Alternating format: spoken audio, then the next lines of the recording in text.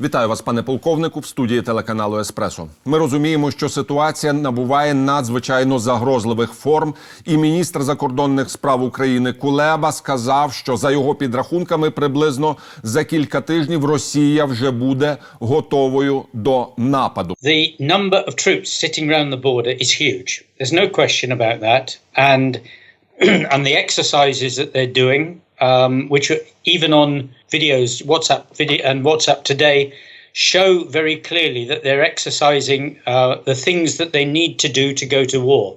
Now, the big question is, are they going to go to war, or is this like a bluff and they're going to do something else? Now, what they've done already is annex the Sea of Azov. I mean, they've basically made that a Russian sea now. So that's gone. They know that there's no Navy defense in the Sea of Azov, so effectively it's now become a Russian sea. They're in discussions with Belarusia, and if Belarus gives in and accepts becoming part of the sort of the Russian or the new Soviet Union Federation, then Ukraine is then surrounded on three sides, and also NATO is effectively the Baltic states are surrounded in a way that they haven't been before. So is the Sea of Azov and Belarusia enough for Putin to be able to go back home and say, look what I did, look what we've done?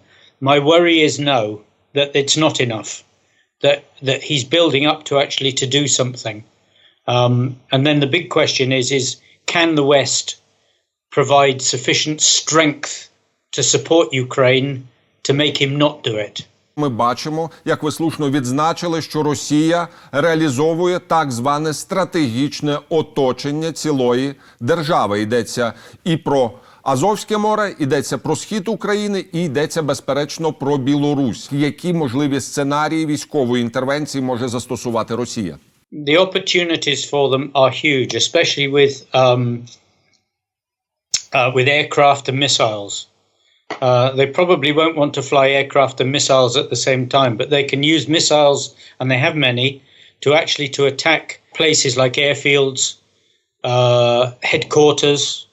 I mean, the joint headquarters building, this sort of thing, government buildings, if they want to. So they can use missiles. And if you saw the hole in the Ministry of Defense in Serbia, you would understand what a missile does to a building. It completely ruins everything. So that's the first thing. The second thing is that they can fly aircraft and attack any concentrations of Ukrainian forces that they see, or anything else they want to attack. The third thing they can do is use their heavy lift aircraft and fly in troops into airfields like Borispol or somewhere else and actually capture an airfield. Now, they may not want to go as far as Borispol, but they could do so.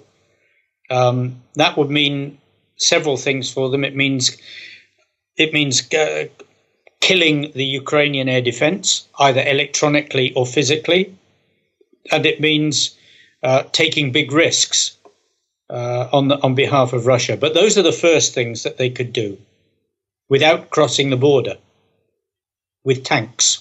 Тобто, наскільки я розумію, може повторитися класичний сценарій Гляйвіцу чи Майніли, під час російсько-фінської війни. Створюється військовий інцидент, потім звинувачують Україну, і після того ми не знаємо, якого рівня може сягнути ескалація. А можливо, все піде за грузинським сценарієм, коли створюється військова провокація, займається певний потрібний для агресора плацдарм, і після того починаються великі, так би мовити, переговори, з залученням потрібних, корисних європейських парламентаристів. By having a large amount of force and by spreading it all around the borders and by having so many different methods of attacking, Putin could attack and get something, whether that's Kharkiv, whether that's expanding the Donbass enclave, whether it's water off Crimea. The question is whether any of that will be enough for him, or whether he has in his head complete humiliation of Ukraine internationally by actually coming in, destroying everything, and taking over Ukraine again. I don't know whether he's that brave at the moment to try that, because if he goes too far, then the international community will say, okay, this is too much. What I don't know, and what is very difficult to judge, is what is too much.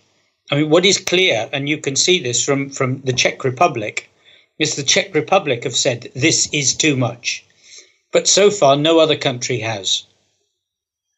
Only the small Czech Republic has finally accepted that Russia has gone too far. Will some others? Yes, if Russia does too much in Ukraine. I think some others will do. But I don't know what they would then do.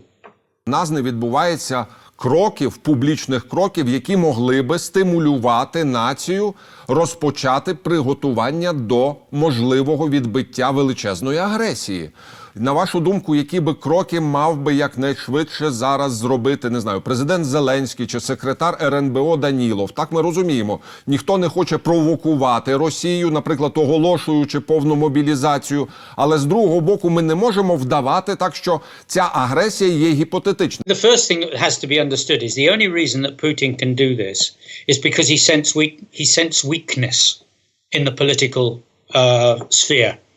He feels that he can get away with this, and that there is an opportunity either for blackmail or for attack. He would not do that if he did not sense weakness. So that's the first bit. I think the second bit is that the government has got to take this seriously. I mean, there's half the army, not half, but a lot of the army are not doing anything in preparation. I've talked to people in the National Guard, I've talked to people who are reserves, and nobody's given them any orders.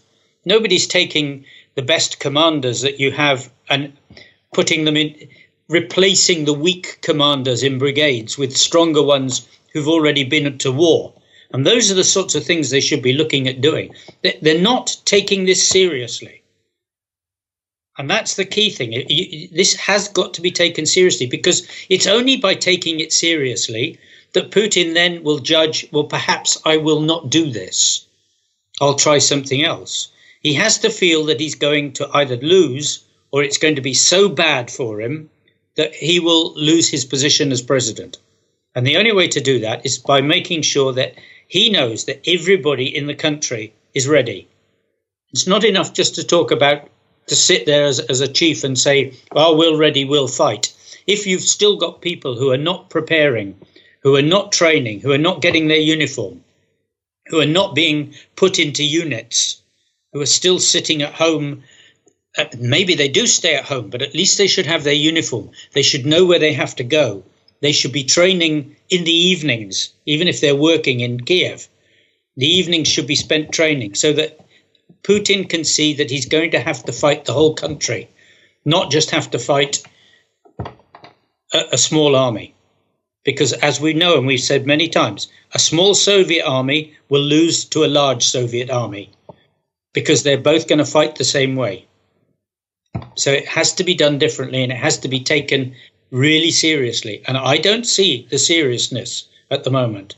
Путінська позиція така. Він розуміє, що жодної дивізії НАТО не буде, наприклад, під Маріуполем. Свого часу подібну розмову мав Сталін, кажучи, мовляв, а скільки у Папи Римського дивізії? Так і ми розуміємо, що Захід може нам допомогти дуже серйозно, але яку допомогу ми би мали вимагати чи просити найближчим часом, так, щоб її реально отримати? None in the form that you want, which is fighting help. You might get equipment, you'll probably get ammunition, but you've got to ask for it. And I don't know if there are plans, or in fact if anybody's asking.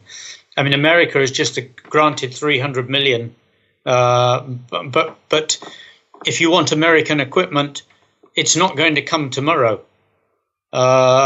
It will take weeks to be taken out of store and bought in. And this is the sort of thing where this has got to be president to president. There's got to be some serious bargaining for this sort of support. Whether it's offering a naval base, whether it's offering a permanent air base in the country, something of a bargaining nature has to take place. But I don't see that. I don't believe you're going to get any fighting support from NATO unless Putin actually smacks NATO in some way. If he does something that actually interferes with NATO, then it's then all those countries in NATO, it's a different business from that point on.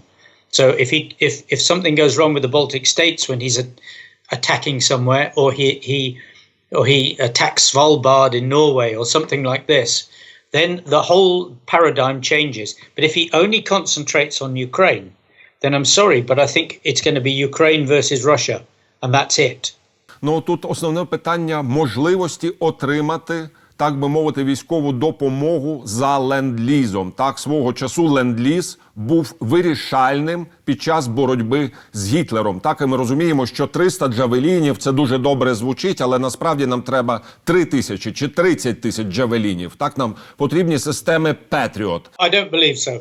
I think it would take too long. I mean, just judging by when we went to the Gulf War, how long it took to actually to get equipment out of America to the Middle East. It's not a 5-minute job. You can't just throw equipment into a plane and take it. For a start, you don't have people who are trained to use half this equipment.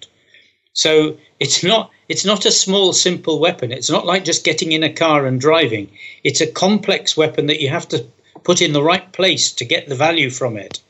And that means that you actually have to train commanders how to put that javelin in the right place. Because it's fine when you're on a training range.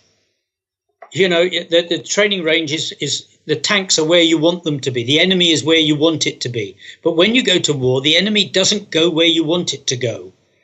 And it's never at the right range for things like that. And javelin is quite difficult weapon to actually to use properly. Okay, so you get 3,000 more.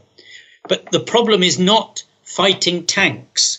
The problem is about the organization of the army, the system of how you use the army, of how brigades are used, how brigades are trained to be used. It's about using what the NATO calls mission command, where commanders are given a clear task and then they are not interfered with by senior commanders. They're allowed to do their business and do their work in the best way they can. Ukraine is still an army of control. And an army of control, as we saw in Debaltseve and Ilovaisk, cannot keep up with the battle. So you can have 3,000 more javelins, but I promise you they'll all be in the wrong place. Because the enemy is not going to go where you're loading javelins. They have to be with people that know how to use them, who can be moved quickly to the places where you need them. That is an organizational problem. That means different way of thinking. We have days to think about it, possibly. Ну, от, власне, хотілося би почути вашу пораду звернення, можливо, до генералів Хомчака, Тарана, до секретаря Данілова і президента Зеленського. Отже, що, на вашу думку, вони би мали зробити зараз якнайшвидше? Remove the old generals and put the younger officers, the brigade commanders who've been fighting previously and who fought through Debaltseve, Ilovaisk, and then stayed in the army, and put them in charge, not the old generals. Because you need new thinking and you need younger thinking. And there are 8, 10, 15 very good generals and very good officers, mostly colonels, who would be better because they have younger brains and quicker thinking brains and will lead the soldiers differently. That would be my first thing. And then the second thing would be to start pulling all the people that you have in the back that are doing nothing and getting them into units, proper formed units, where they can actually go and fight as a unit. There are hundreds of them. Ну, на превеликий жаль, маю завершувати нашу розмову. Щиро вам вдячний, пане полковнику, за чесний аналіз в ефірі телеканалу «Еспресо». Слава Україні! God save the Queen! God save the Queen, Slava Ukraini.